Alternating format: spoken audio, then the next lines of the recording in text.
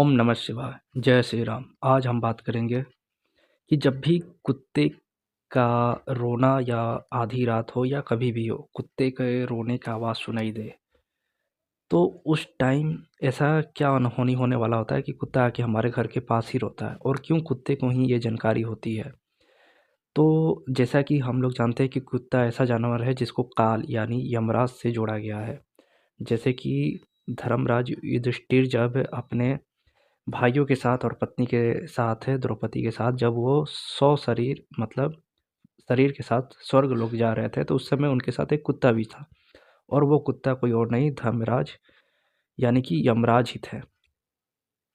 तो स उनके सारे भाई और पत्नी तो नीचे ही रह गए, पर धर्मराज युधिष्ठिर के साथ धर्मराज यानी यमराज उनके साथ ही जा पाए, यानी कुत्ते के रूप में वो उनके साथ स्वर्गलोक तक जा पाए और वहाँ जाके उन्होंने यमराज का रूप धारण किया।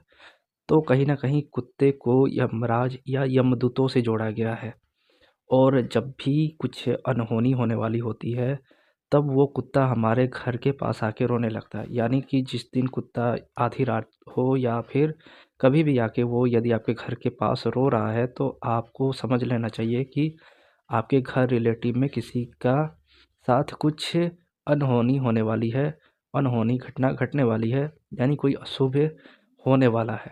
यानी किसी की मृत्यु की सूचना का संकेत आ सकता है या एक्सीडेंट का भी आ सकता है या बीमार हुआ हो कोई, ऐसा मतलब सूचना आए कि आप हॉस्पिटल में आए।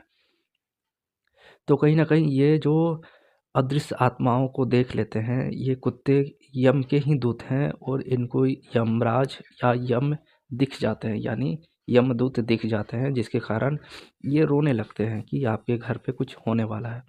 वैसे तो कौवा, कुत्ता इनको मतलब एक तरह से पितरों से भी जोड़ा गया है।